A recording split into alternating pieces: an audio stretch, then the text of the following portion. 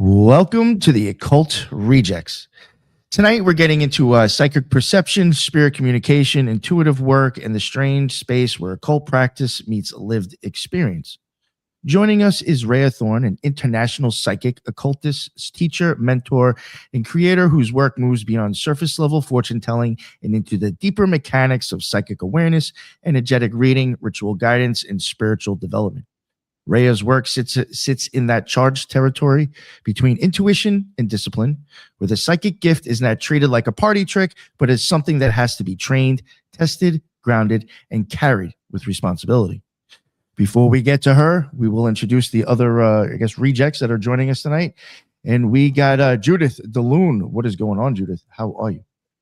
I'm fine. Hello, everyone. I'm glad to be here. I look forward to our discussion, Raya.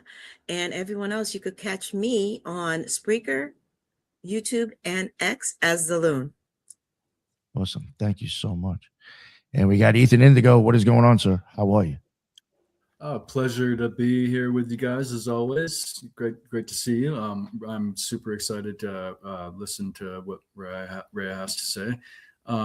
Ethan Indigo Smith on all the social media, author, observer, article writer occasionally, and one recently up on occultresearchinstitute.org. Check it out with other writers, of course, too. And again, appreciate you guys, and I'm so excited for this rap. Thank you very much, Ethan. And definitely, if you have a chance, go check out Ethan Indigo under books. He's got a bunch of books out there, and he has covered some of them on the show. So if you want to go, we could check out some of the backlog and get an idea of what his book's about. Thank you very much, Ethan. Always appreciate when you make it on the show. No, thank you. Thank you so much. And finally, Raya, finally got you here. I know there was a little confusion with the scheduling. I had to screw things up, and then I had asked you to come on months ago and then totally forgot to get back in touch with you. But we finally made it here. So thank you very much for having the patience and waiting on me. But I really appreciate you making it. I'm very excited to have you on. And I guess before I forget, because I will forget, I was just saying it before, just for the listeners, if you happen to have any questions or anything you want to add, please make sure you throw them into the chat. We will be making sure we check the chat in case you got any questions about our experiences or whatever you'd like to ask. But Raya, please, before we get the show started, let everybody know like anything that you want to promote, where they can find you, whatever you got going on. Your services. Thank you. I just want to say that was such a beautiful introduction. I was like, oh, wow, okay. It's a lot to live up to. So thank you. I appreciate that. Of course. Ethan, I'm really curious about when you said you're an observer. I want to ask you about that later because I was like, oh, observing. That's really interesting. I want to know more. So thank you all for having me on the show. Like, this is really exciting. I hope we get into some really interesting, unhinged topics about psychic and magic. I would love to just see where this goes. For everyone that hasn't met me, I'm an international psychic, as I've been introduced. What I do isn't your typical psychic readings. I actually help you see yourself in a way that you haven't seen yourself before, and then give you practical, grounded information on how to move forward into your purpose and your gifts. My readings are confronting, but also liberating at the same time. So you can check out my work on my website and what I do. And I'm also a psychic teacher. So I teach a lot of people how to truly come into their psychic gifts and how to really tell the difference between their mind and their psychic abilities. And that's what I specialize in. At the moment, I'm just about to launch an online self-paced video course that's coming out in about a couple of weeks, which is a project that I've been working on for about a couple of years now. And it's like the university of how to become psychic. It's very detailed, very in-depth. It's a big commitment because it teaches you how to see yourself so you can see others deeply. And I also teach an online group course twice a year that fills up really quick. I've just finished the first container and the second one's about to start in August.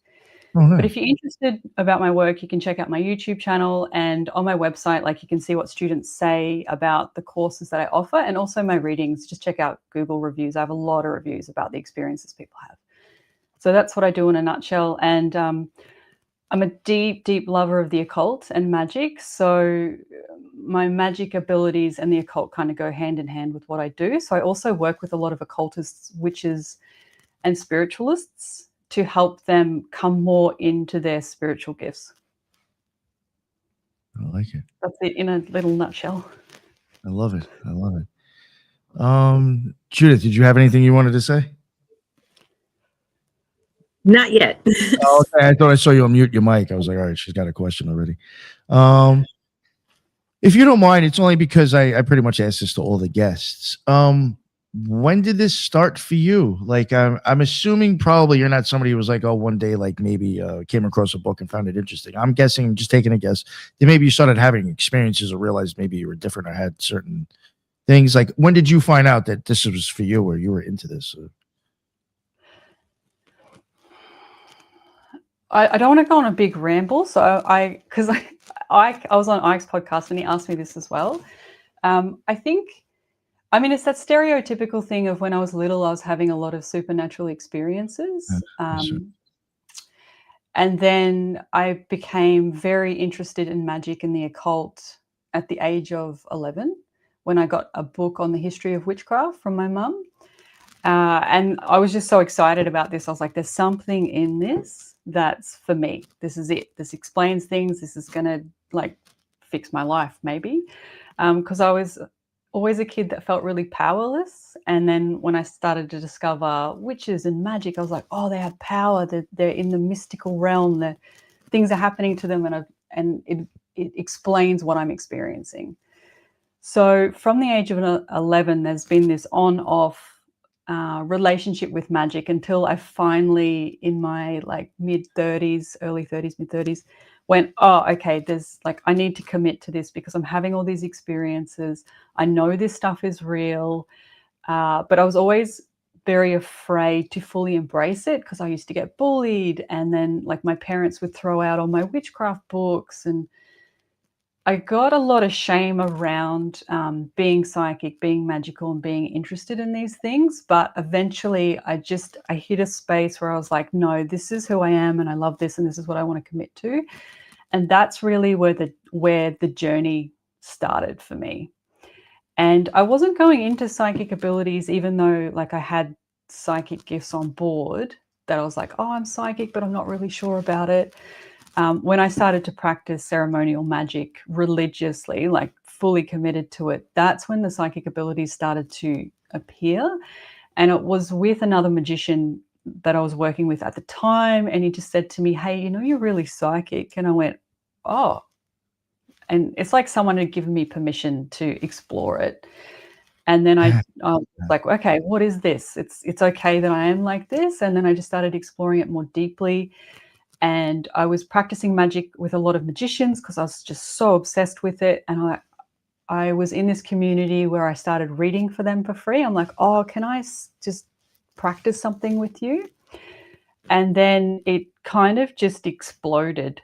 People started saying to me, oh, Raya, I really want to pay you for this. Can I pay you for a reading? Why aren't you charging for this? And then I was like, oh, okay, maybe I can start doing this a little bit on the side. And as soon as I started doing that, it just exploded. And I'm always trying to keep up with my business because it's like this thing that's happening that I'm chasing after. So that's it in a nutshell. I mean, there's a lot of interesting things that have happened. Like I've had some insane magical supernatural experiences, and that really kept me on the hook to continue to come back to, let's say, a magical and psychic life. And then when I actually fully stepped into it and wasn't afraid to say, hey, yeah, I'm a psychic and a witch and I do it professionally and this is my full-time job, that it's led me to where I am now. And I feel like I'm fully finally myself and in my purpose. And it's a wild ride and I love it. And I guess being able to talk to you guys about it, because I want to know about all of you, your own personal magical experiences and what you love. It's just such a joy. Like I woke up so excited this morning to talk to all of you. I was like, oh, yes, we get to do this. So that's kind of it in a nutshell. That's awesome. That's pretty cool that I get jealous when I hear people saying that they got into this stuff at such a young age. Because I waited for so late in my life. I'm like, God damn. But that is go ahead. I agree with you. Like I have these, like, why didn't I commit to this to the way that I am doing it now earlier as well? So I have the same, I feel the same way. I'm like, why wasn't I doing this earlier? Now, since you said that, actually, that's a question that sometimes I do as guests, but normally later on in the show. Have you noticed, or is it different from you? Like the way you looked at this when you first got into it to the way you look at it now, is it different?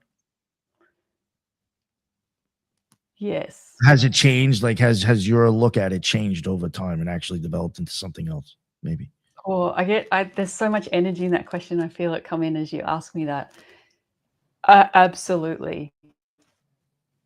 I didn't realize how dumb I was.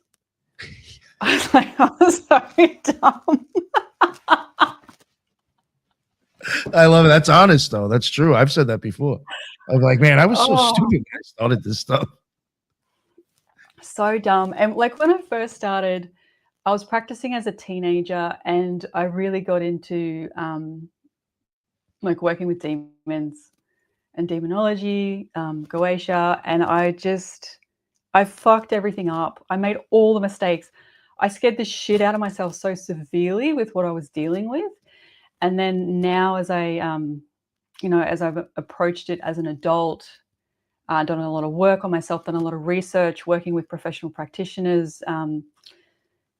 The relationship to what happened when I was younger to now, I have a deeper understanding as to why those events happened as they did. And even Judith was talking about this earlier before we all came on live, like how she's revisited her incredible magical experiences, and there's so many more beautiful, rich layers that she's now uncovering. So I feel like I can really relate to that experience, because as you asked me that question, Nick, that's what I feel like. Oh, now that I look back at it, it shows me how layered our experience is, how there's always more information available, and how everything is always the opposite of what we think it is. That's my mantra. I tell a lot of my clients, everything is the opposite of what you think it is. And as I go deeper in it, what I've really learned is it's not the outward journey that matters, it's the inward journey that matters. Inwards, not outwards. It's not about the external. The external is a representation of the inwards. And I know this is a very cliche thing to say, but because I read people's minds for a living, I see why they really make decisions and what the mind convinces them of. And it's the opposite. So that's probably what I've learned. Yo, I feel you've nailed it with that though. Even I would even say getting into magic and occultism, there's a lot of things that the way I looked at it at first to how I see it now is completely different. You know, even with thinking certain things just because the way it looks, maybe the image doesn't necessarily mean it's bad. You know what I'm saying? I don't know. It's hard to Yes, 100%. And what that tells me about you is all of you, actually, if you're having this realization, I feel like you've intellectualized the knowledge when you're younger, and then you go through the process of actually living and embodying it. And then you've come into a place of embodiment, and then you're like, oh, now I understand what that actually means.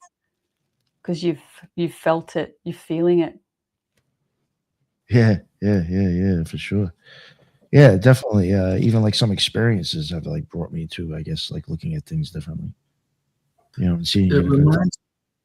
It reminds me of something you said, Raya, that I wanted to ask about kind of our own minds getting in our way. And forgive me if I'm not using the correct terminology that you used, but you said something along the lines of how you want to provide your students with a way to make distinct the mind and the psychic phenomenon or psychic energy that one might tap into. And I find that's a really important concept, and attempting to be intuitive myself.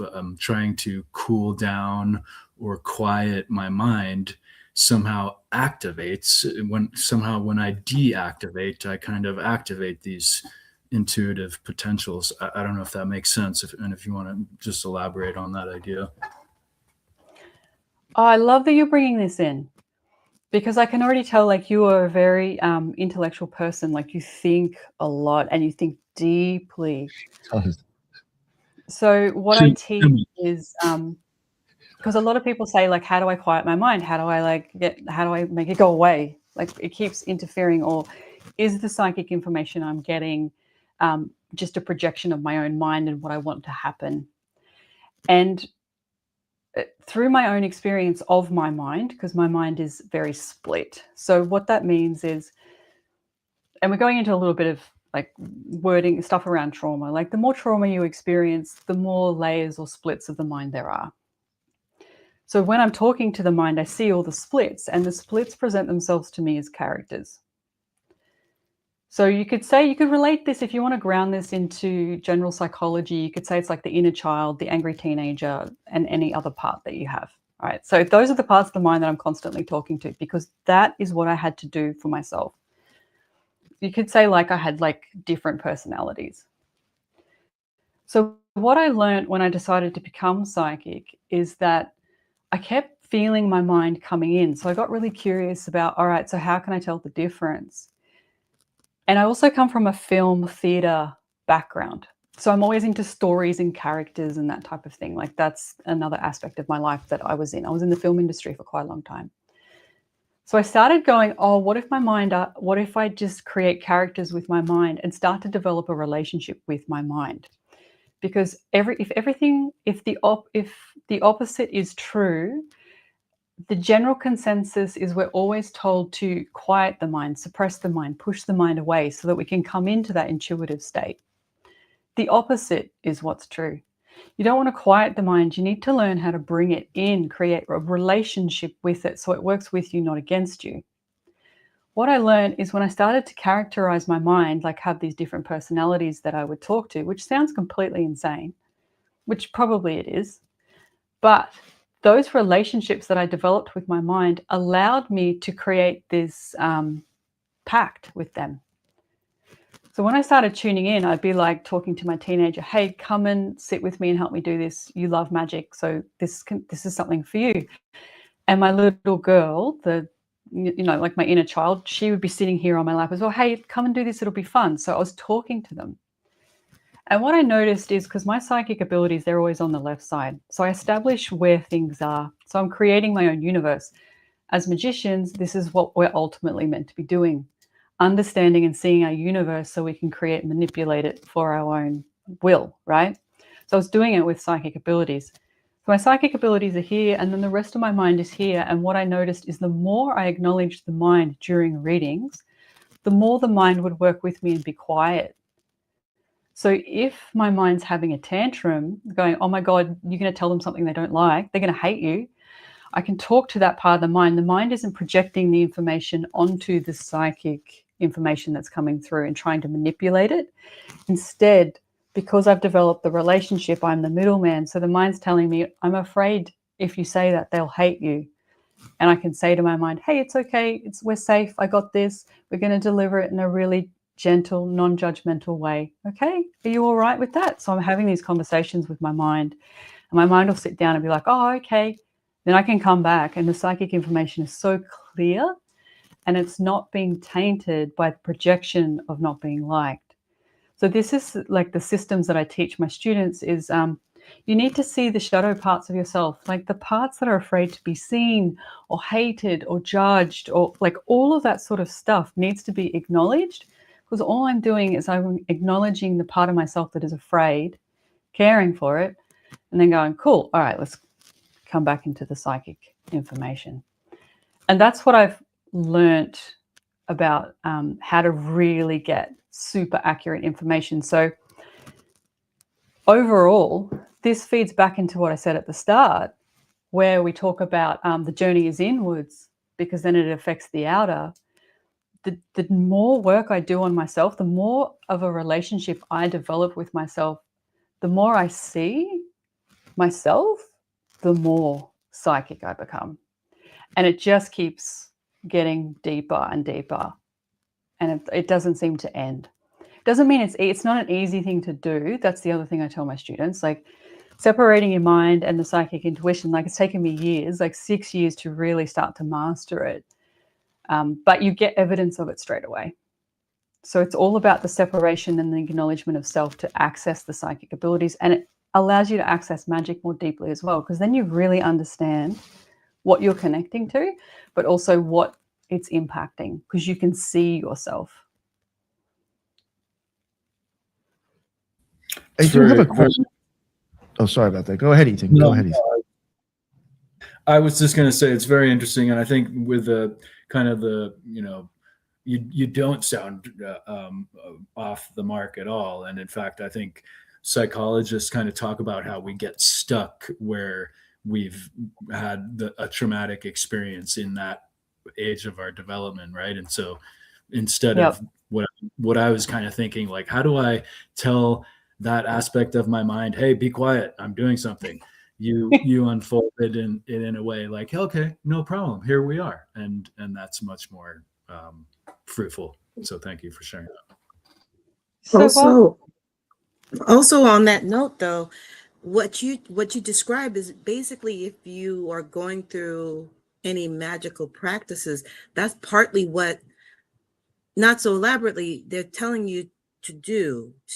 You have to find a medium between your ego and that inner child, and that's actually a beautiful way of doing it in my mind.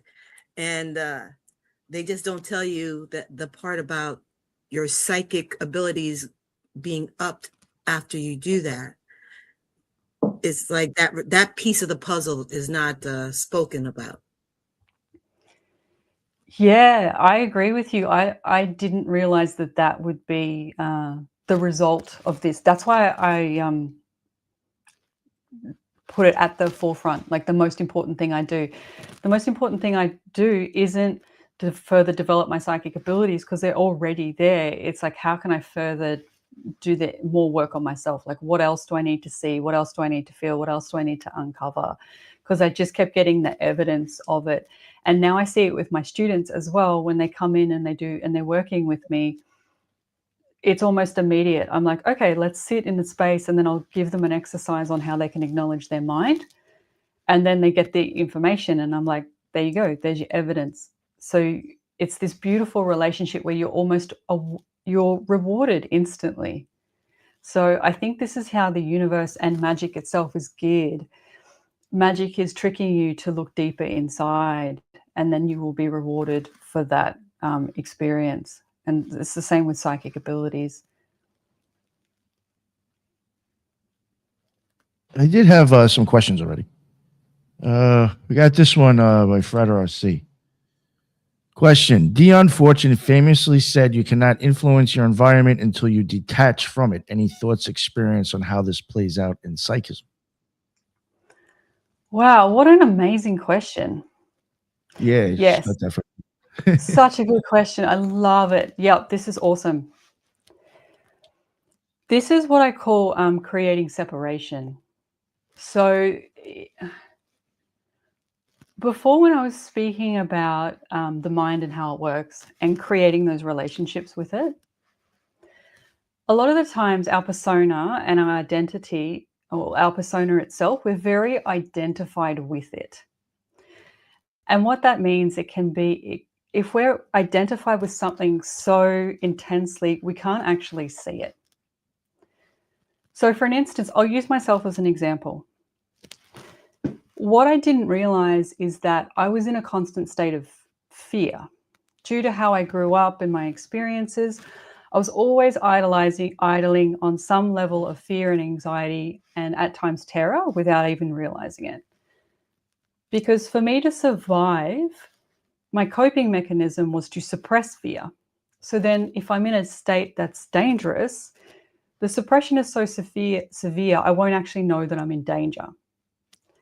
When I started doing this work, one of the questions I started to observe was, when am I actually afraid? What this did was it allowed me to start to really observe the fear that I couldn't see. Because I started to question and observe, I then started to create separation. This is why I was curious about your observation, Ethan. Observation allows me to create separation from that fear, and therefore I'm no longer identified with it. I'm still experiencing it. I still know it's there, but instead of me being the fear is something that I'm observing. And I feel this technique of creating separation allows me to see the fear when it's activated, to know that it's actually there, to bring me into reality, but I now have new information because I'm not identified with it and I can see it, I can create separation from it, so I can change my reality. Because now I have choice on how I interact with that fear, how I care for it, what it's connected to, and what the need is. And I feel like this is what she was referring to with how do we create separation from our reality to manipulate it. We need to see and be in reality first. Our reality is actually our mind and what our mind has convinced us of. So you don't actually really understand your reality until you see what your mind has convinced you it is. Then you can remove that layer and you can actually see what the reality really is. So my mind was telling me a reality where I wasn't afraid, but the truth is I was. So this connects it to the body. So that the body is the thing that actually gives you the truth.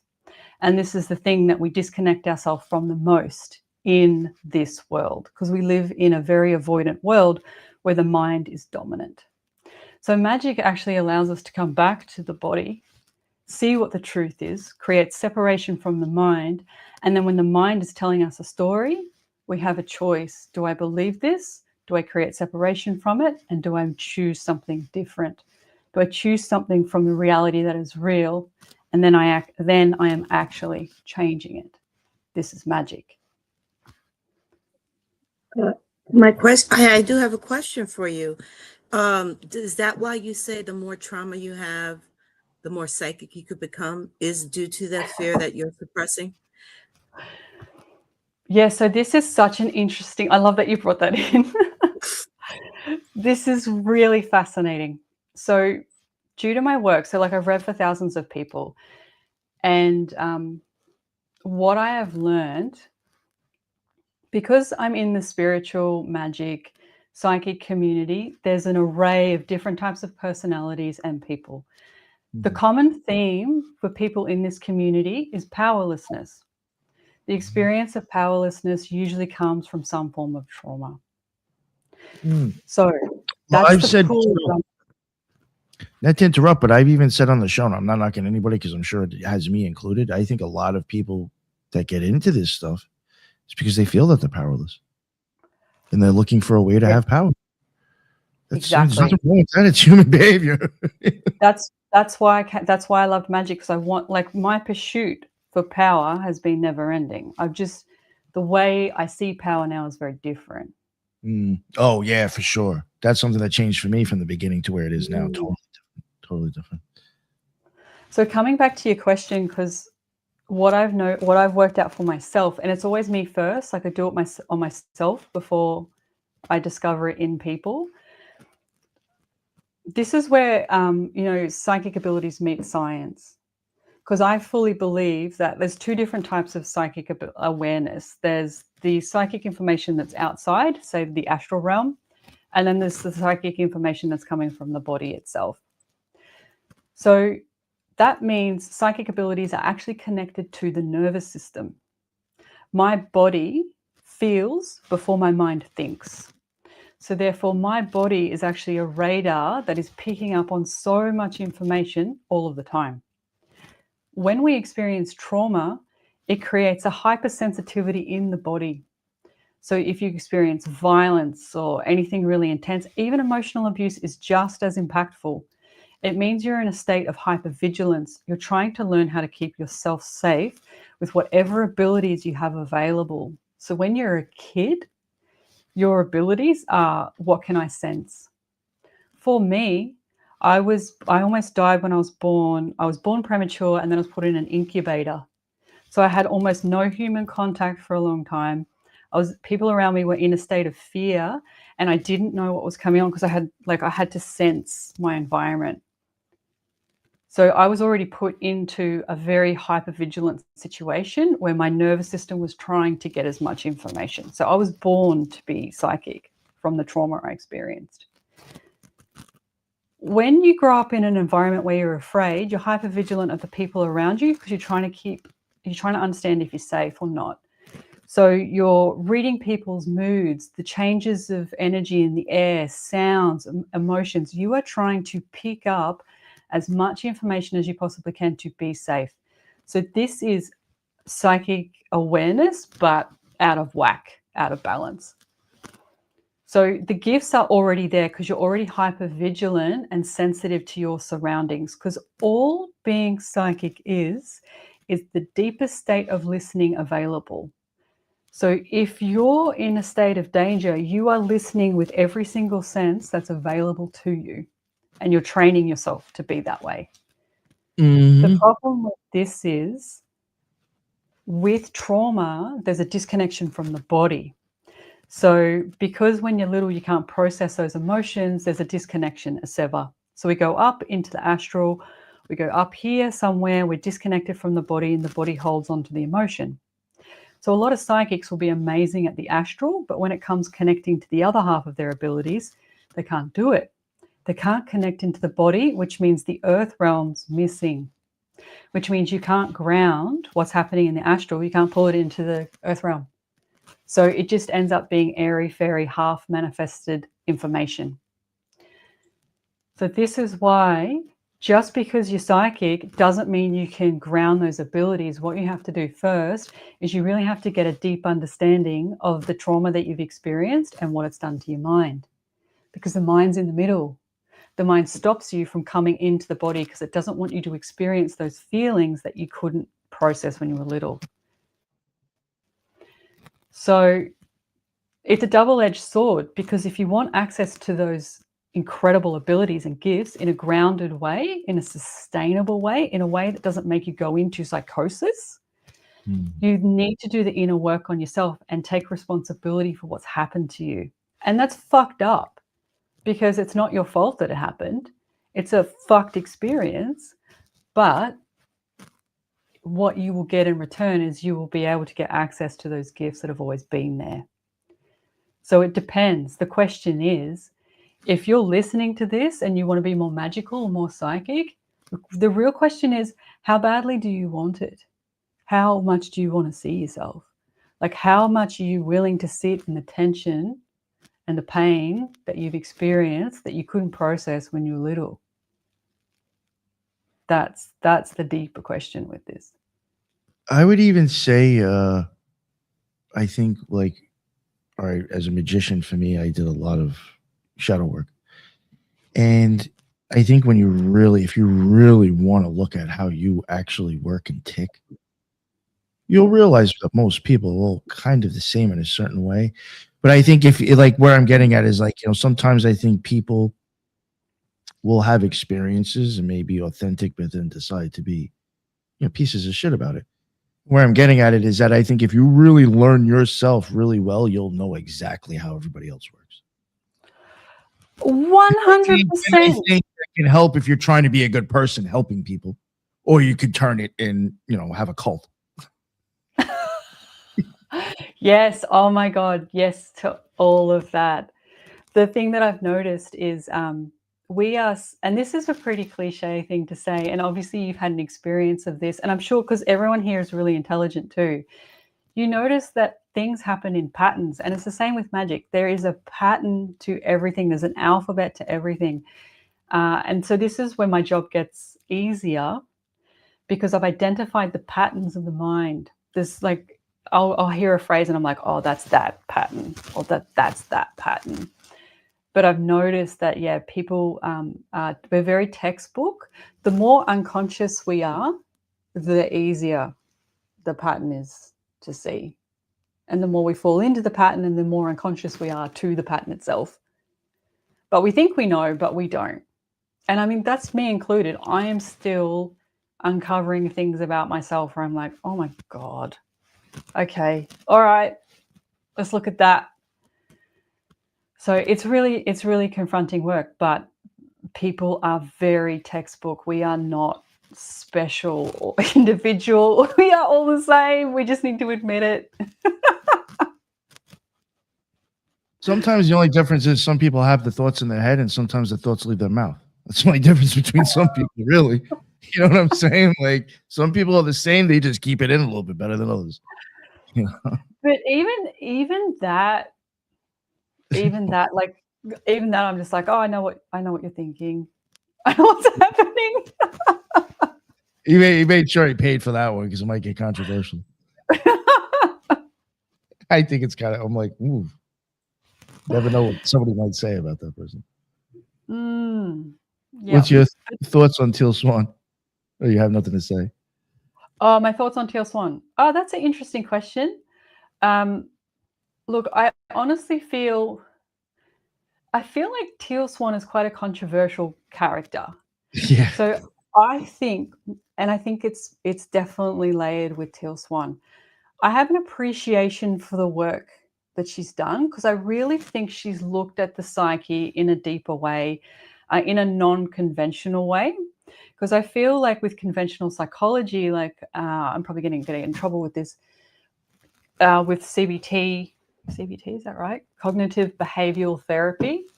It very much stays in the mind, and we miss the emotional components and the body, like the somatic experiences.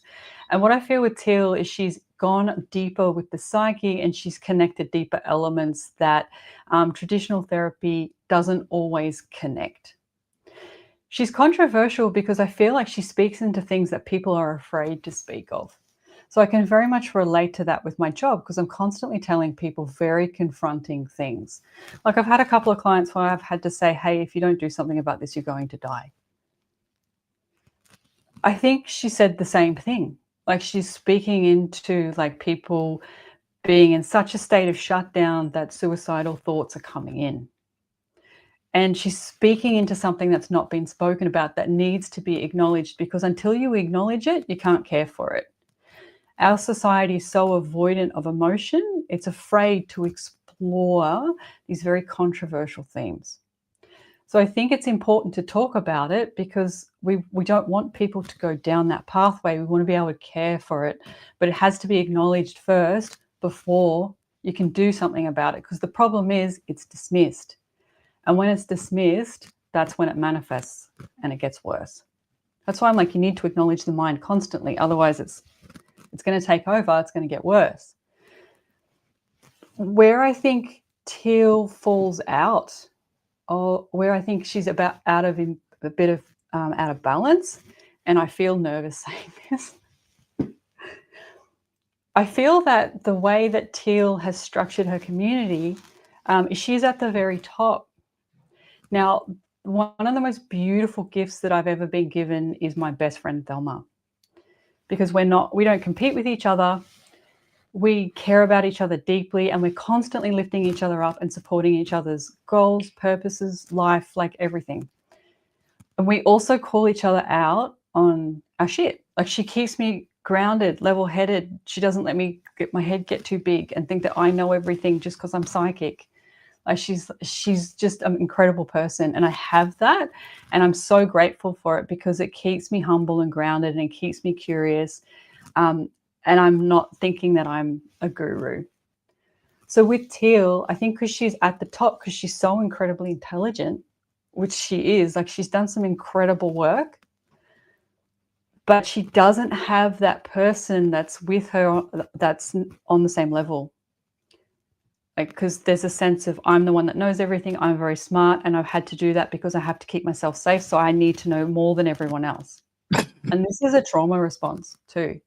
With the trauma she's experienced, that's it presenting itself. This is my personal opinion, by the way. Like, I'm sure other people have other opinions. So what I feel is lacking with her, what I think could help her grow further, is having someone that meets her on her level, that she doesn't think she knows more than, that she can listen to, that she can take feedback from. That's what I think is missing. And the reason I think that is because that's the thing that I have that has helped me grow so incredibly fast.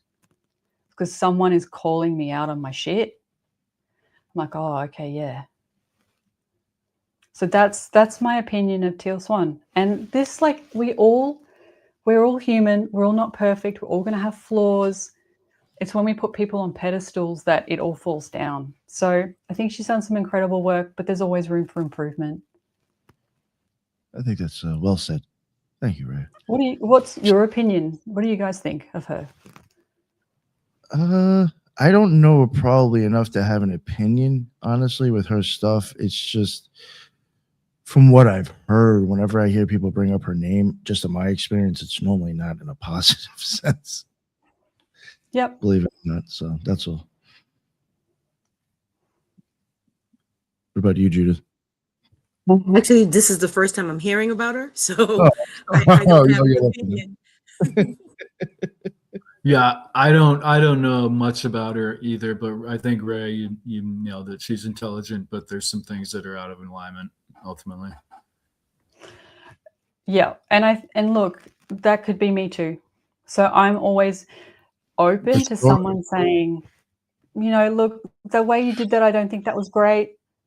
I'll be like, oh, tell me more. And I mean, it stings. Getting feedback stings, but then I'm like, no, I need to see it. Tell me what it is so I can work on it, so I can be better at what I'm ultimately trying to do. So I think ultimately, as humans, the most important thing we can learn is to not take things personally and to get curious with feedback. Why is that information coming in? What is it about that I need to hear?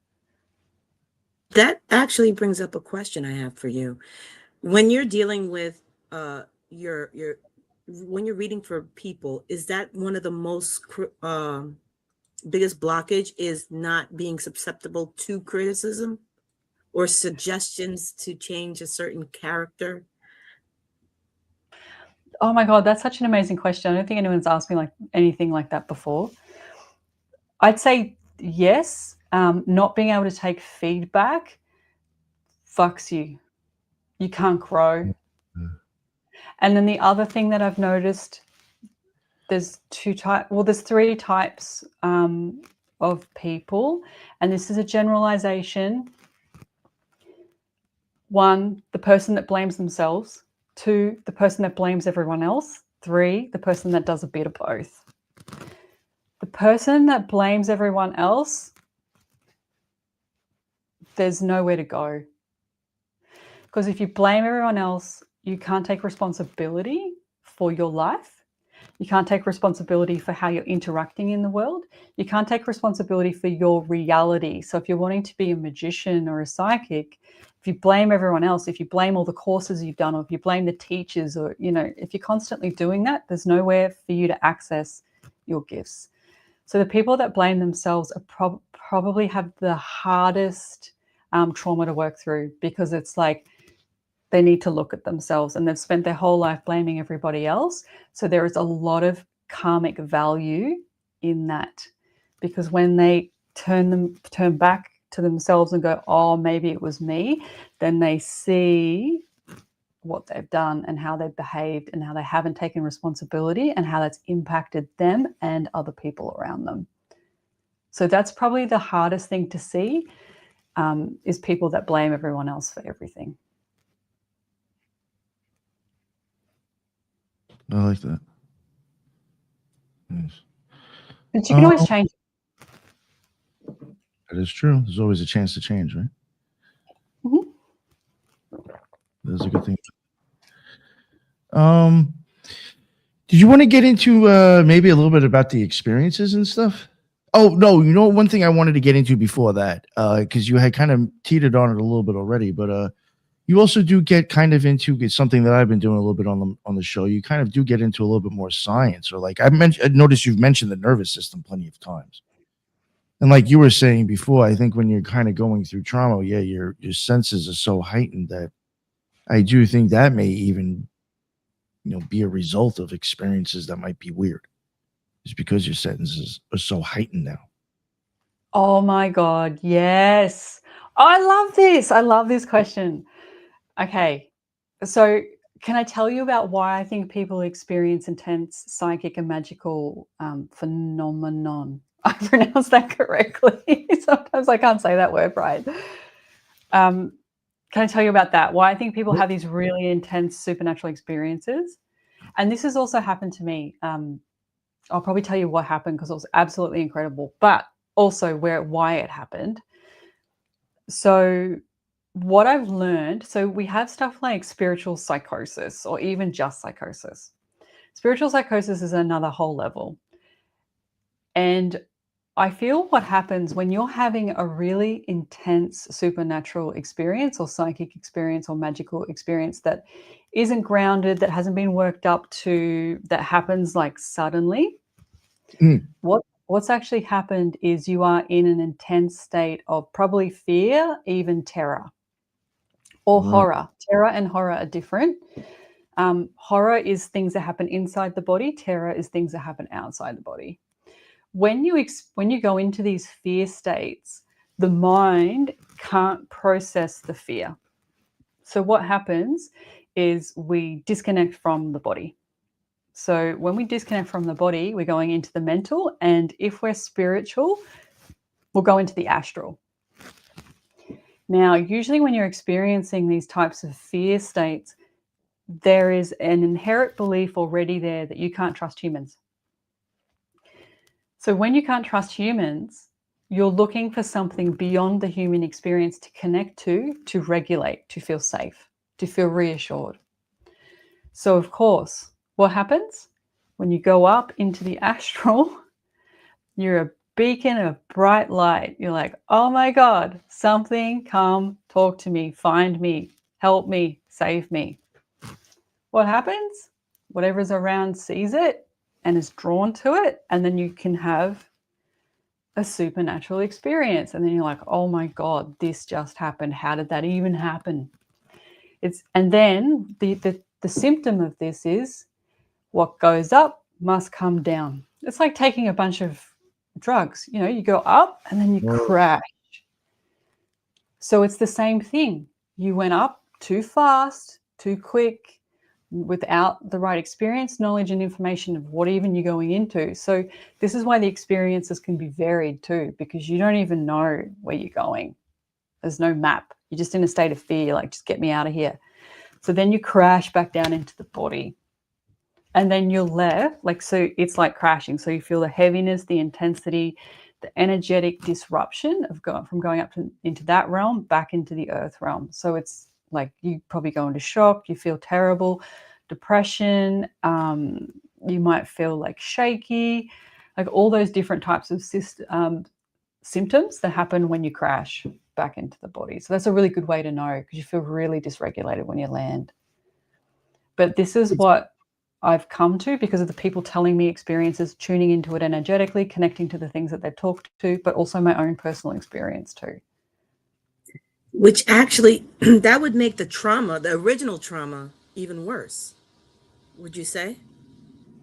Because you don't know, technically, they did this on their own, no training. So they didn't even know they did it. They were just looking for an escape. Mm-hmm. They rush up there, don't know what they're going to run into, which is not the smartest thing to do if you're dealing with the spiritual. And when they come crashing down, they're in a worse state, which makes the original problem worse than it was before. Yes, you are so right. I didn't even think about it like that too. And what else comes in with that is there's this association, there's this unbalanced association with the spiritual world, and it will save me. So how that will manifest and play out in just the general earth realm is people get obsessed with like channeling and being up here and everything's fine because they're so disconnected from their reality. And I'm in the 5D now and all that crap. The more they go on with that stuff, you know that they're very severely disconnected from their physical experience and they can't process what's really happened to them. This is what's not spoken about in the spiritual community.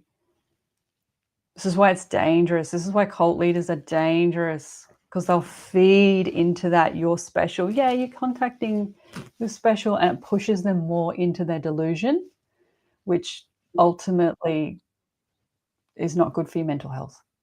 And we've seen it happen. Also, wouldn't that also, if they're feeding into, and that sometimes it's not occult leaders, sometimes it's just not knowing friends. Sometimes we'll do that unknowingly, not understanding that that could push somebody into a literal psychosis, end up basically. Yes. Yeah, this is like a really big problem in the spiritual and magical community, and I've seen it a lot. It's like the wounded healer complex is where people are like, I can heal your trauma. I can take the entity away from you. I can like all that sort of stuff. But they have no real understanding of the nervous system. They're not trauma informed. They don't understand what they're getting into because they haven't done the work on themselves. And even I'm like, I'm not a healer. I'm not going to heal your trauma. I'm not going to take it away from you. Here are professionals that you can work with. But in this space, we have a lot of people that are making these claims that they can do all these things, and it's actually hurting the community. So this is, yeah, you go. No, I was going to ask. So, in your opinion, along along with teaching the spiritual work, it would behoove us or anybody who teaches magic to include the nervous system, the bodily functions, what to look out for within your physical body, not just the spirit, what you might feel spiritually or think you feel spiritually. Oh my God, Judith, I love that you're bringing this in. I love it. This is how I approach it. So I'm very educated in it, but I'm not a professional, so I bring a professional in. So the professional I bring in is Thelma, who's my business partner and my closest friend, because she's trained in holistic counseling and that type of work. So even in my course, the online group training, she's in the Facebook group. She actually comes in one of the sessions and she lets people express what's happening in their body and what's happening with their emotions and how to deal with it. And she's available to care for those needs when they come in. So it means that I can stay in my own lane. I can purely I just want to focus on intuition, psychic development, and magic. That's my gift. So I'm not trying to go into the other lane and go, I'm a therapist too. Instead, I'm like, I'm going to bring a resource in for you. So if that's coming up for you, here's where you can go. Because she's the one that taught me about the nervous system. She's the one that helped me ground what was happening to me psychically and spiritually. She brought that in for me and gave me that understanding and then helped me embody it through my own experiences. So I just bring in professional people that can do it.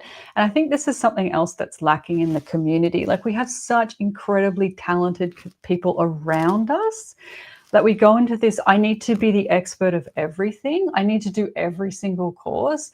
No, find out what your purpose is. What do you love? What's your gift? Focus on that. And then find someone else that's incredible at that and bring them in. Build the community. That's what I feel about. That's what I've done. And the benefits of it are incredible because I'm not competing with anyone. I'm like, who can I work with that loves the thing that they do? And let's do it together because it's fun. Let's do it that way. That's what I think. What do you reckon? Totally get that. No, I was even thinking just comparing it to the podcast. I mean, with the people that I bring on, everybody's got their own little niche. I don't know it all. That's why I got other people on the show with me. Plain and simple. Yeah. In practicing Tai Chi, I always tell people it's so much easier to influence the mind through the body rather than influence the mind through the mind, right? So going through the body is actually much more possible. Using the mind to counter mind is the diabolical trick. I feel like that doesn't work out too often. I love that you brought Tai Chi in. I was thinking about trying to answer your question about observing as eloquently as you've spoken on psychic observations. One thing that I do, and I can't, but one thing that I think about is the adage of the wise monkeys. And there is often the three, but there's a unsaid fourth too. There's see no evil, hear no evil, and speak no evil. And these have kind of these exoteric qualities to them. But I think there can be an esoteric quality to them too. And the fourth one is fear no evil and do no evil, and very much reminiscent of this empowerment of getting over the imposed fears from trauma and whatever else our mind has done due to our experiences. It just kind of reminded that adage, and the power of fear no evil reminded me of what you were saying about getting over our fears and so on.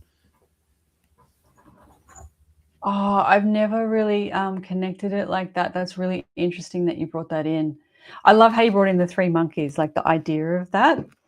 Because it kind of reminds me of what Judith was saying earlier, like going back and thinking about the layers of things that we're taught, because the surface level stuff that comes through spirituality, we're like, oh, just love yourself. That's really surface level. But when you get into it, like the layers that are involved in that. So when you say fear no evil, hear no evil, see no evil, that's really interesting.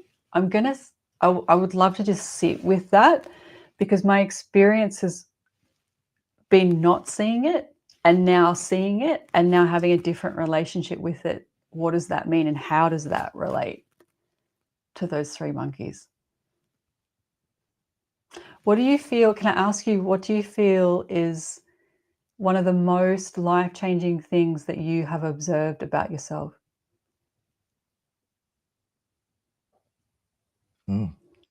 Not just a little question, just a little tiny question.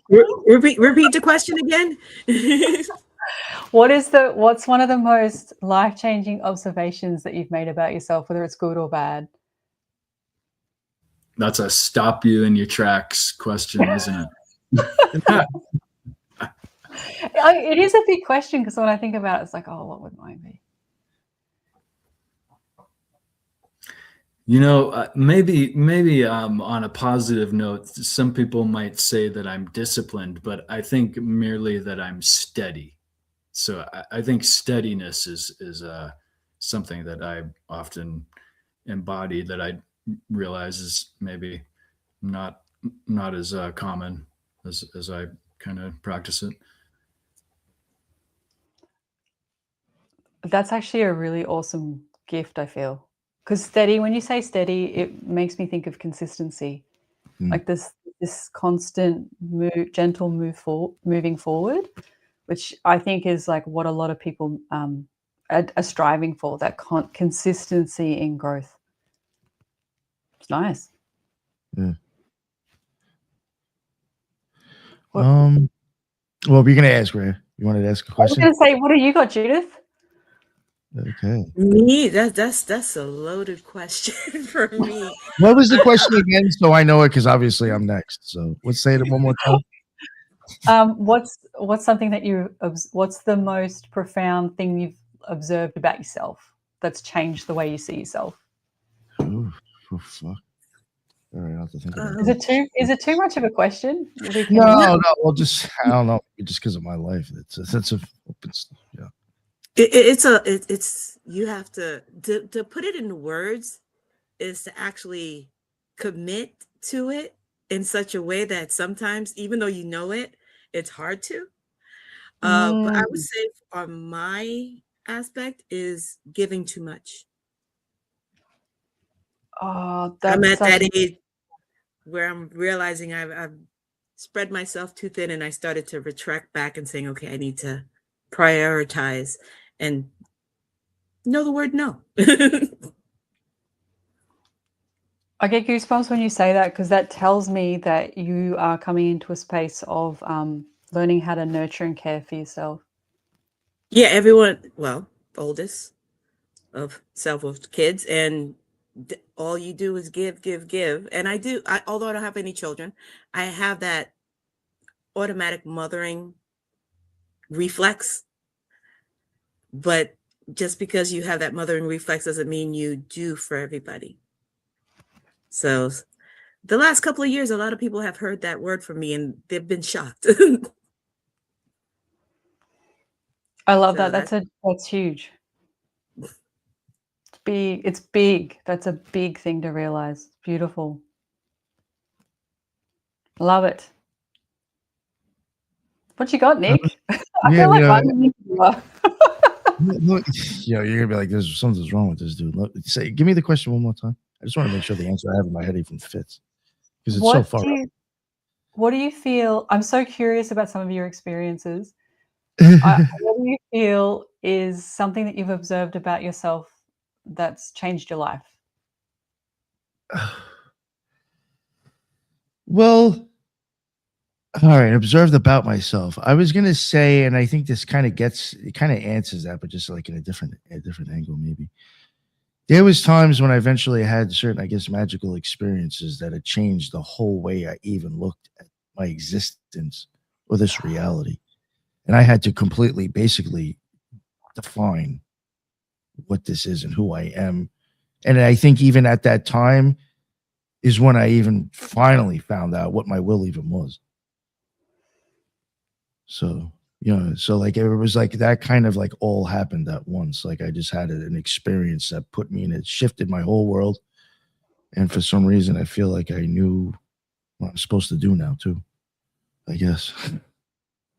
Wow, that's amazing. It's beautiful. But like the thing was, is like I had to look at myself completely different now. So I mean, I guess that whole experience, because the way I view everything now, I'm just viewing myself completely different in the reality and what's going on. Very cool. I want to ask more, but I don't know if you want to share. No, that's fine. No. I've gone into this stuff plenty of times on the show in the past. Not recently too much, but yeah. So what happened? I don't know what else to ask. All right. It's happened to me 4 times. And the reason I could say like it's been 4 times is because when I've had this experience, it's literally been like the same. Unfortunately, Ethan's probably heard this 10 times, but it's been the same visual experience that I'll have with my eyes closed meditating until I have the experience. It is always like clockwork. And it normally will start off where like I'm like kind of in a deep meditation. And I don't know if this is just because it worked out the way it did because of how I used to practice a lot in the past. But when I used to meditation, I had like a certain kind of set of things that I would do. I would kind of like visualize. I'm sure a lot of people know this, where you visualize the light coming in and going down, kind of grounding yourself, this and that.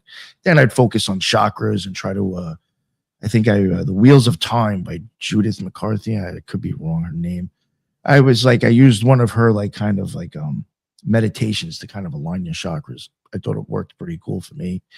So I would do like certain things, breath work. I would do a lot of stuff to get myself like really into like kind of a deep meditation. And I had noticed at times, it's going to sound crazy, I would push on my pineal gland really hard and it made it look like whatever, like, like when it gets black and it gets dark after a while because you've been meditating and you're really not focusing on the outside anymore. I just feel like it's a lot darker than it was when you first closed your eyes. That's how I feel.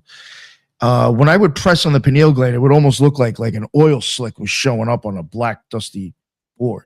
Like it got darker than it ever been before. Like it almost looked like it was like that as I was pressing.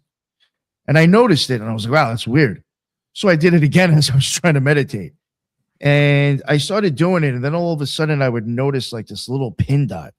It would almost look like a little star all the way out in the back of like almost like black clouds. It's like really hard to explain. It would be this little dot. And I'd focus on it. And I'd be pushing on my pineal gland harder. And then all of a sudden it would look like it would start to come closer. And as the star came, it's like a little bit of the blackness from the outside that's like kind of there. It's like really deep. It actually looks like, as crazy as it sounds, that there's space. Like it almost looks like there's actually literal space. And a little bit of the blackness looks like it swirls in front of the white light, and then it turns into this gigantic eclipse.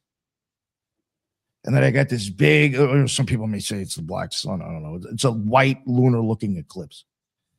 And then all these spirals will start coming out of it. If I just, before that happens, if I just sit there and focus and keep pushing on my pineal gland, whole time I'm pushing on my pineal gland, all of a sudden it looks like these like almost like explosions are happening around it. It's like yellow and kind of like a little bit of red and kind of like light colored yellow. And then it will change and it'll start to look like it's red, but then it almost looks like roses like bursting open and blooming around the eclipse. And then that will go away and I'll just start getting this whole rainbow looking tunnel spiraling out of it. And that will just like, it almost looks like it's like vibrating, like looking at a record, down at a record and looking at the needle where the needle will go. So, and then that changes. It goes into like sacred geometry shapes. And it's like literally flying out of the sides of the eclipse at me. And then it gets still. after that. And then all of a sudden you start getting these windows. That's the best thing I could describe it as. It almost looks like a rectangle on the side. I try to explain it like if you were standing in a subway platform and you had subway cars going down you both on the both side, and it was going really slow, and all you saw was the windows. It would kind of look like these floating windows. Like I have in my logo, it looks like movie reels coming out of an eclipse. It's to represent those squares that I've seen. And they look like cellophane. It looks like it has the sepia effect where it's kind of like brownish tinge, but it looks like it's like you're kind of looking through like a cellophane window. It's like really weird. And it's like all different, like looks like different scenes, different places or something. That will go for a minute. And if I don't really focus on any of those things and I just let them keep going, because I've actually got kind of interested at one of them, looked at it for a while, and then I came right out of it. So I didn't ever blast it off. But I let them go, and then it's just the eclipse. It's just hovering there. It's like so fucking ominous. And then the black sphere starts to pull up, and you start to get that crescent look that you see on a lot of lunar gods, tops of their heads, where the crescent is actually like this. Like this big glowing fucking white grin in your face. And it starts to spread completely off. And as soon as the black sphere comes away from the white one, it like shoots right at me. It feels like I got shot in the head. And then I feel everything in my body start rushing up, and then like literally like I'm blowing my load out of the top of my head. It's like, and then all of a sudden, I start like almost like it's almost like the Book of Enoch where he's talking about like you start seeing like yourself rising up, and I literally start feel like I'm getting stretched across everything, and I'm just like part of the fabric of like whatever I'm in. And then from there on, it's like I just get snapshots, and I swear to God, it like looks like I'm going out into outer space, and it just like takes me all the way out there, and then like every time I'll start to think and be like, oh, I wonder where I am and what I'm doing and what what do I look like or something like that. And as soon as I think of myself, I'm done, gone, phew, right back in my body.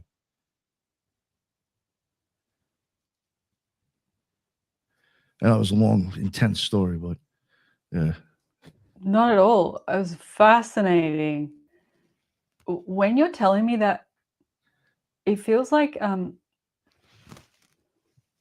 you're experiencing, I don't know, it feels like there's an element of experiencing time and then also the creator.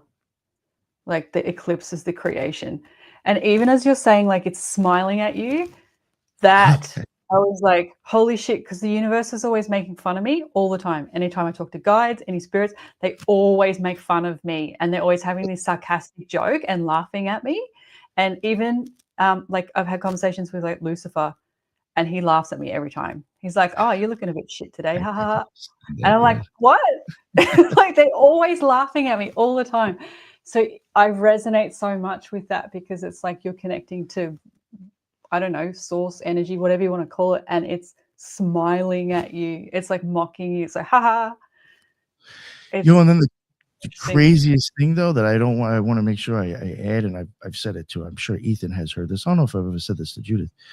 But every time that happens and I open up my eyes, this is going to sound crazy, but it's like I start getting this flow of information in my head and I start knowing things that I didn't know prior. Like it's really fucking weird. Or like even occult symbolism. It's almost like somebody puts out like all these pieces. Like I'll literally see like a tarot card and like something off the Kabbalah and this and that. And then it all gets like kind of like put together. And I'm like, holy shit, I see how that all connects now. That I never looked at it before. And every time this happens, my one eye dilates and my other pupil blows up.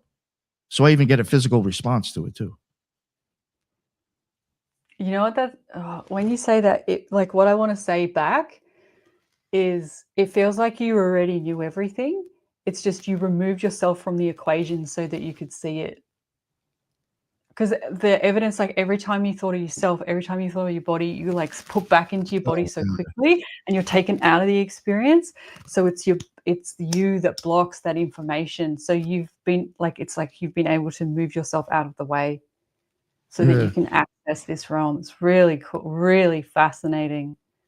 Yeah, I kind of looked at it like in a Kabbalistic sense where it was like, you did say something like the creator. And it's like, if I did somewhat absorb into some sort of like old consciousness, as soon as I think of myself, I've just separated myself from it anyway. Yeah. So that's probably why I ended up waking up, because now I'm not part of all that. I've just separated myself again, and I've taken myself away from it. Oh, so fascinating. What comes to mind? Like, have any of you ever invoked the egregore of magic and just spoken to the egregore of magic itself? No. I did it a little while ago, and it reminds me of your experience of the big.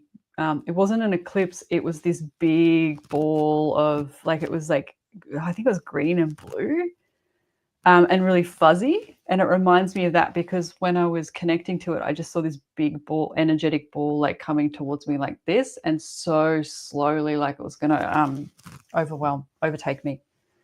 That's kind of what it reminded me of. But it's an interesting thing to experiment with. Connecting with the consciousness of magic itself. I feel like that's something that you sort of did in that with the information that was coming in. Yeah, I don't know. It was definitely wild, for sure. Yeah, it's and I will even say, like, when you were kind of mentioning before about when you're kind of helping these people make sure they're in the right mindset prior to these rituals they take on. Yeah. From my opinion, because there were certain things that we talked about that I was like, yeah, that was me. I did do a lot of shadow work before I had these experiences. Thank God. Because I do actually think that sometimes if you have these experiences, that shadow work is what's going to save your ass from going crazy when you have to deal with it. Mm-hmm. Fact. It's going to help you get to the experience, but you better make sure you're good for afterwards or you're going to lose your shit. Because you mentioned before, there was a time when the last time that I did it, I mean, it really there was just certain things I was really shattering my perceptions of reality, that I was basically everything I believed was a lie. If I'm going to actually believe what I saw and felt, which seemed more real than anything I've actually ever experienced. All these experiences actually seemed more real than actual real life. It was so insane. So for me, that was almost like I felt like I was staring into insanity. And it was freaking me out so much that I actually felt like I was starting to let go again. Like when you were saying before, could you actually project yourself out of yourself because of the fear? Because I was really confronting with holy fuck, this world is not what I thought it the fuck was. And that shattered me. And I really do wonder now when you were explaining that, because I had said that I thought I was just slipping back out again because that's what I just did. But for all I know, it was actually the terror and the fear that was actually really fucking me up afterwards. Because I'll admit, it did fuck me up that last time. Yes. I had a similar experience to what you're describing, but I called it experiencing the grid. And I don't know what happened. I was really angry and I was doing ritual work and I'm like, fuck this. And all of a sudden I was halfway through a ritual. This was quite a long time ago, so I didn't really realize what I was doing. And I went into this astral space where the visual that comes to mind is always, the episode of The Simpsons where he experiences space, but it's on a grid. It's the mathematical grid. And it's physics and stuff like that. I can't kind of remember the exact episode. Like a green checkerboard with a vortex in the middle eventually. That's it. That one. Yeah. So I had this experience where I came out of my body and all of a sudden I was in this grid realm. And it felt like really cold, very matter of fact, emotionless, but also very interactive. And when I went into this space and I was interacting with it, what I noticed is I could access any type of information I wanted. I just had to think about it and then use the grid. The grid would bring it up and put it in front of me. And then when I came out of this state, it did something to my mind where I was just it took me a month to get over it. I'm like, I don't understand what I've experienced. And it feels very unsettling because I've just gone into this other realm where I can access any type of information I want. And it's showing me a mathematical grid. I'm like, and it's emotionless, but it's responsive. And I'm like, oh, I'm not in a humanistic realm. I'm somewhere else and I don't know where I am, but it exists. And then coming back to this reality, this earth realm, and then going, oh, it's done something to my brain. It's changed the perception that I have. So I can relate to that when you're having those experiences. It does something to our psyche because it's breaking the fantasy that our mind has convinced us of that we exist in. It's presenting a new reality. And this is like coming back to how the mind works. A lot of the times the mind is constantly trying to understand and decipher what we're experiencing, and it's not letting us just experience it. Like it's not letting us feel the feeling. Rather, it's just creating a story because it needs to work it out. And I feel that's what happens a lot of the times when we're moving into these non-humanistic realities that we haven't been conditioned to. It breaks a part of our psyche as to what the brain believes is real. And then we're left with, okay, what now then? What does my brain allow me to believe now? And I think with a lot of like all of you, this is what I've also learned. I grew up believing that anything is possible. Like I was really into comics and those magazines that you could buy where a baby bat that's a half human was found in a cave, and, you know, like that. I loved those magazines and was into Egyptology and pyramids and aliens. I always grew up with this belief that anything is possible and everything is true, which allowed me, I feel, to really experience these realities without going completely insane, because that belief system was already imprinted in my brain, like the possibility that anything is real. So when I was experiencing these different realities, the belief is there, so it allows me to access them more easily. My brain isn't coming in and sabotaging it and going, this isn't possible. This isn't real. What are you doing? You're insane. It's like, oh, this is a possibility. Okay, what's happening here? So I think that's also why I'm gifted in working with the astral and spirits and other realms. I have that access already. And I think the other layer to it, because I was born and then I was put in a box, I was already between worlds, because people were like, she's going to die, she's going to live. So I was in this liminal space already. It's like I was inserted in between the realms. So it gave me this access that I've cultivated. I have a question. I have a question along those lines, because Awesome. there are some people who come from that experience, because people do share those experiences. So some people come from that experience and they're very upset, they're pissed off, or due to fear, or they're blissful. And do you think it's because either there are a certain amount of people that try to take that knowledge which they just experienced and try to fit it into the reality they had prior to the experience?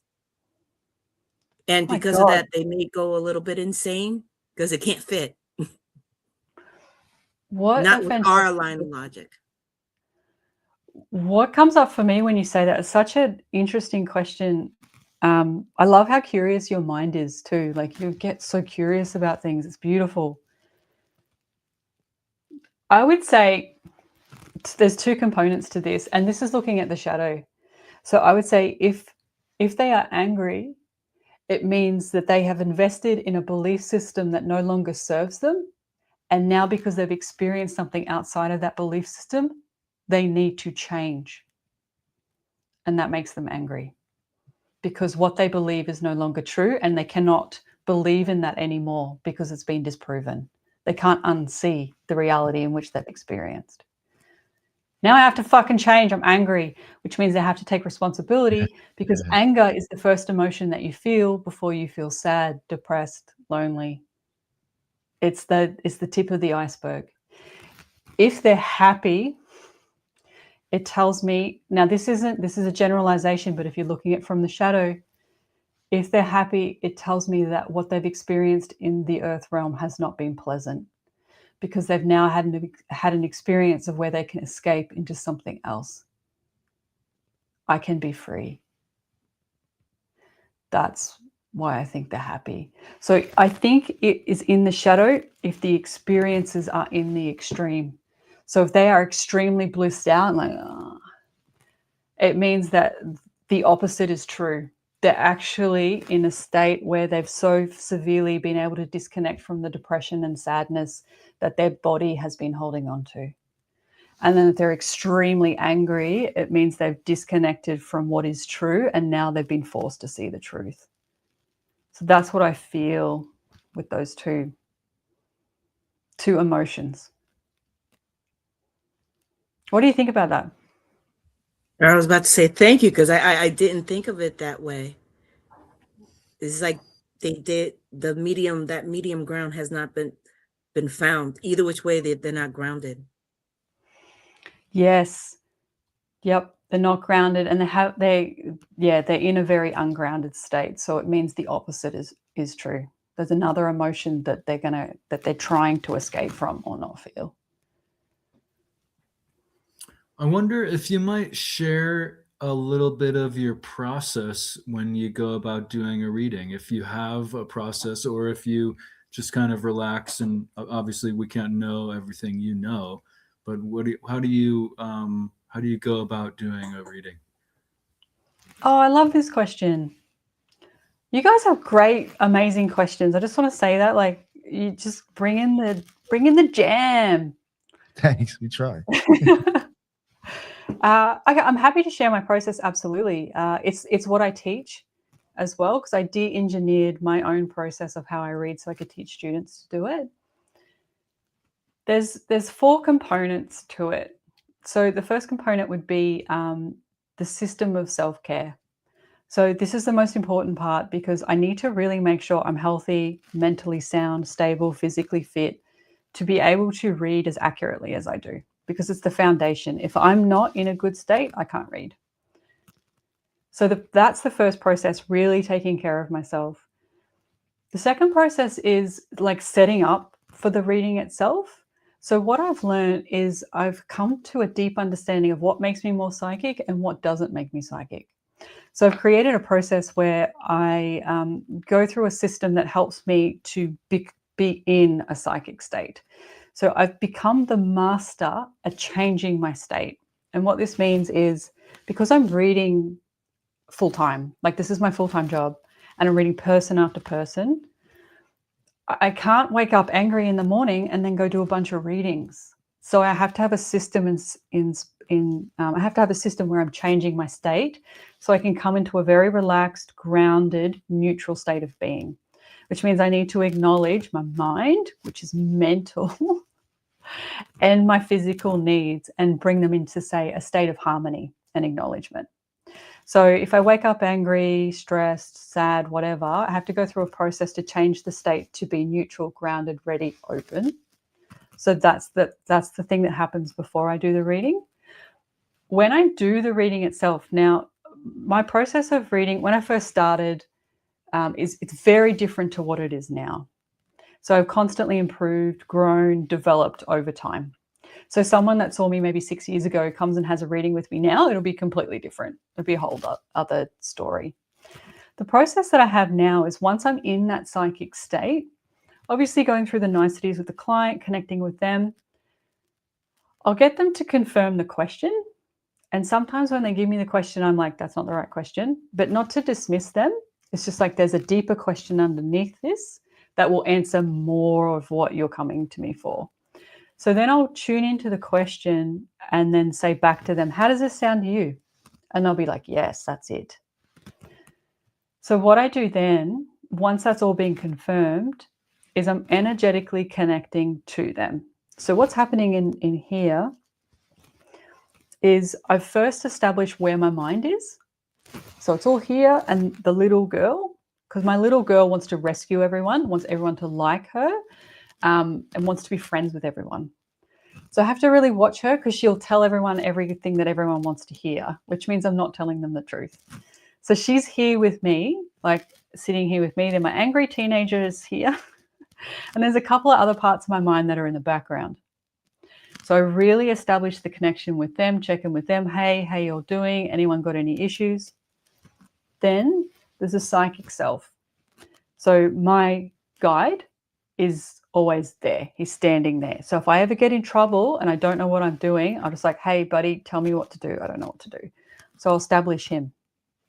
And then lastly, there's the observer.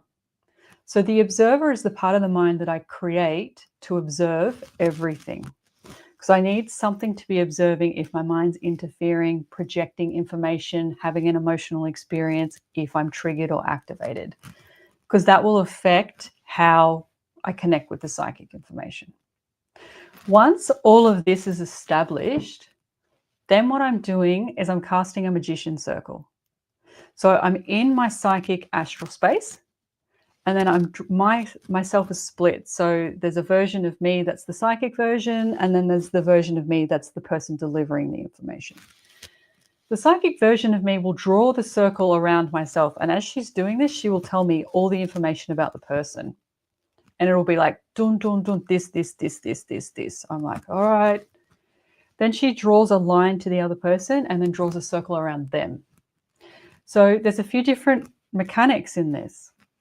I'm settling the mind, acknowledging the mind, establishing the psychic information, how it's going to come in. Then the magician circle is the protection. And then I'm drawing the line. I'm also protecting my client too. With this energetic connection, I'm then moving them into an astral space to read them. So I'm moving their subconscious mind into a space that's safe. The way psychic information comes through to me is very violent, very graphic. And I give my clients a warning about this. I'm like, my mind's really dark. It's really violent. It's not a representation of you. It's how I read information. Because I share with them everything that's coming in, because sometimes it's literal, sometimes it's metaphorical, and I don't know the difference. So I'll say, just tell me if this is actually happening or this is how I'm interpreting it. So I'm always checking in with the client with the information as well. I'm inviting them to be part of the process because I want them to tell me if they think it's inaccurate. Because I want them to say, hey, that's not right, because I've either misinterpreted it, I jump too far ahead sometimes, or I just haven't articulated it in a way that makes sense to them. So I get them to say, hey, Raya, that's not right. Cool, let's go back. Let's see what I've missed. And then I go through the process of, so I'll talk to their mind. So the most dominant part of their subconscious mind will come forward first. And they're not always nice. The subconscious mind is like a war zone. Sometimes the mind will want to attack me, hit me, stab me, punch me, yell at me, like all these different things that the subconscious mind does. But the way the mind interacts with me is a pattern. It tells me about what the information is the subconscious mind wants the conscious person to know. The thing that you're experiencing is connected to this part of the subconscious. And then I'll talk to that part of the mind and work out how long ago that happened. This happened when you were 4 because of this, and this is what's stuck. This is what's stopping you from doing da, da, da, da, da. Then I'm connecting with their spiritual guide. So I work out what the problem is, what's really happening from a subconscious perspective, talk to them about it. How does this feel? Hold space for that. Make sure they're okay with the information. I'm very gentle. There's no judgment. But I have to be, like, I can't always tell everyone everything because some of it's hard to go into. And I guess that's a whole other story, but I'm always checking in with their guide. Hey, what do you want me to tell them with what I'm saying? And they'll say this, and then later you can bring that in. But it's almost like this process of like delivering information where it can be heard. Because we all think we want to know the truth. I want to know the truth. I want to be authentic. But then when you get the truth and you get authenticity, sometimes you're like, fucking, I don't want to know that. Get away from me. Go away. And this is why I only do it in a professional setting, because people have to pay me to do this. I'm not going to walk around and just tell you because it's not fun. Anyway, so as I'm giving people information, I'm checking in with their guides. So there's usually 2 or 3 guides, but there's always one dominant guide. Sometimes people's HGAs will show up too. But that's if you're an occultist, I can talk to HGAs and then they tell me stuff as well. But just for general readings, it's usually the guides. And then I'll talk to the guides about the information that they want to tell the person, how to tell them. And the guides will usually give me something really concrete. Like they'll tell me something that's in their house or that they did yesterday, or a phrase they always say to really hit it in. So they've got evidence that I'm not full of shit. And so the mind can't push it away. And then it's a process of what's happening emotionally, subconsciously. And then the guides are giving the person the practical steps onto how to care for the information that's come up. because I have warnings all over my website and social media about, if you have a reading with me, this isn't oh my God, am I going to get a boyfriend? This is, do you want to know what your true purpose is here and how to reach it, achieve it? And some people do, some people don't. Some people think they do, but then they get the information and they don't. So that's the process that I go through. And there's always a constant co-creation. So because I work with a lot of, like, I'm a psychics come see me and say, Raya, help me see this. I'm also inviting them to be part of it. Like, what's intuitively happening for you? What are you feeling? What's coming up for you? How does that information land? So it's a very rich, wholesome experience because I'm including them in it. I'm delivering it in a way that can be received, so it's not judgmental. They're not being judged at all. And then their guides are coming in and giving them very practical information so that they can apply it in their everyday life. Because I'm not going to give them a bunch of bullshit where they just go away and say, hey, just love yourself, it'll be fine. Because that's not the reality, because if that was the reality, we would have all done it by now. So that's my process. And during this process, a lot of the times I'll be checking in with my own mind. So I say to them, hey, you'll hear me just say this. Oh, my mind's having an opinion. So sometimes the information I get activated, or my mind wants to come in and rescue the person because I feel sorry for them for what they've experienced. Like, I want to care for them. But I have to be really hyper vigilant of that and then care for it and then come back to only psychic information, because I'm not a therapist and I don't want to give people my own opinion. I want to purely give them psychic information. So that's generally the process that I go through when people come to see me, and they can come and see me for specific things. So sometimes people just want to talk to their guides, and I'll do that.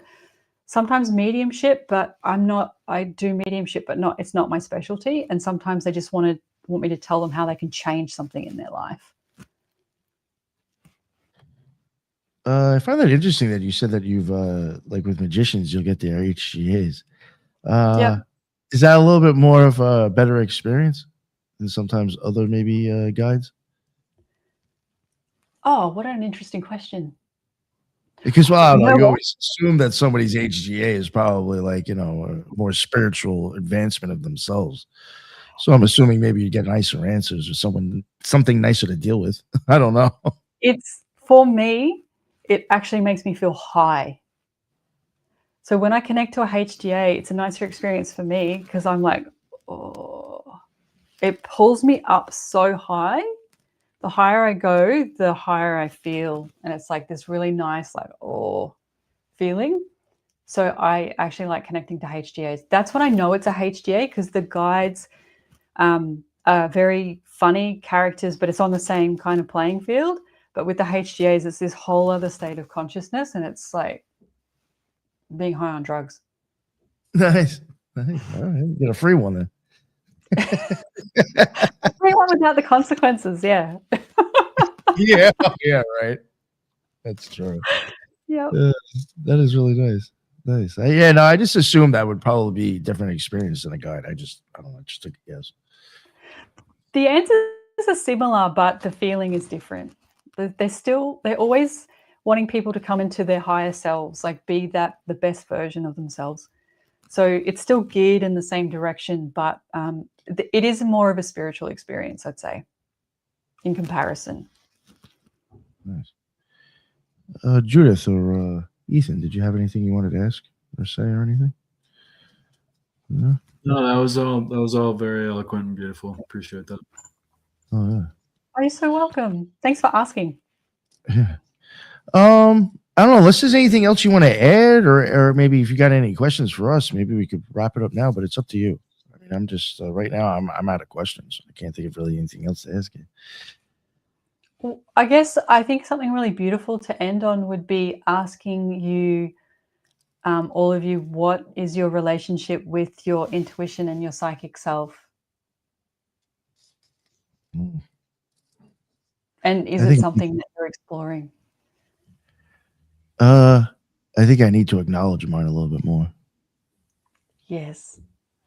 For sure. Like, there's definitely times where, like, I get the spidey sense and I want to tell myself it's going to be different, or this is going to work out in a different way, and it just doesn't. And it's like, I knew this from the beginning. Why didn't I listen to myself then? I need to start enforcing my My first intuitions, I think, more. They seem to be on point. Just put it that way. Yeah. If you're moving into those realms and you're connecting with your pineal gland and you have that awareness of your energetic body, it tells me how much psychic potential or awareness you actually have. So it's very cool. I mean, I guess not. I mean, it's a little bit of the same thing, but there's like, I could say that like sometimes literally within minutes, just from like being around somebody and watching their facial movements and their body, I already know what I'm dealing with. And sometimes I'll still ignore everything I just saw. Yep, It's like, because your come mind on. comes in. Yeah. Yeah. Yeah. It's got a pretty smile. So it's like, you know. It'll be different this time. Well, I Good really analogy. like some of the lessons that you provided for intuitive processing, especially addressing essentially, I feel like every one of us has the younger self, the 4-year-old and the teenager that is unfed with certain attention. Whether we feel that way or it's true, that's arguable, but we all kind of have these characters that are they need our attention in effect. I really love that visualization practice that you offered, and also the whole idea of understanding the the archetypal laughing Buddha, or that the universe is going to find everything very funny that we do, and we should embrace that and not hold on to things too much. That at least could be a tool to help us not hold on to things as much. And so I appreciate all the tools you provided. I love that insight. That's very fitting. Not taking things so personally. Everything is a joke, but I mean, without dismissing people's experiences at the same time. It's that fine line. Yeah, well said. Yeah, I like that. Judith, I want to know more. Oh, I thought I could slip under the radar. Yeah, I was like, does she think we forgot about it? Because I'm going to throw her under the bus if you don't.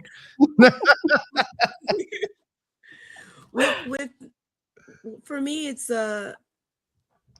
using a little bit more discernment when sharing, because for a very long time there, if I saw, I said, and just because you see doesn't mean you have to say sometimes. Sometimes you just have to leave it alone. Yes. Oh, God, I learned that the hard way, but yes, so true. Very wise. Good stuff, the loon. Well, Raya, thank you very much. This was even better than I could have ever expected. Had a great time. It was a lot of fun. I thought it was a great conversation. I thoroughly enjoyed it. And definitely could have you back on in the future. I would have liked to have probably maybe gotten into a little bit more about the nervous system stuff. I think that would have been really cool, but I didn't want to bring that up now and then go on for another half hour. So we could always have you back on. So, I totally love that. And definitely. thank you, all of you, for being so curious and bringing such beautiful questions. It was so refreshing to be asked questions like this. And it's really a testament to you, like your curiosity and your mind and how you're getting curious about the universe and yourself. So thank you so much. It's been so beautiful connecting with all of you. Thank you. No, it was a blast. Thank you for your insights. Yeah, and thank you for the questions and everybody in the chat. That's what's up. Thank you very much. That's why we go live, and hopefully, if we ever get you on in the future again, we'll take questions again. Again, Raya, I appreciate it. The Loon, Ethan, had a great time. It's a great show, and that's the end of another Occult Rejects. And until the next one, everybody be well. Later.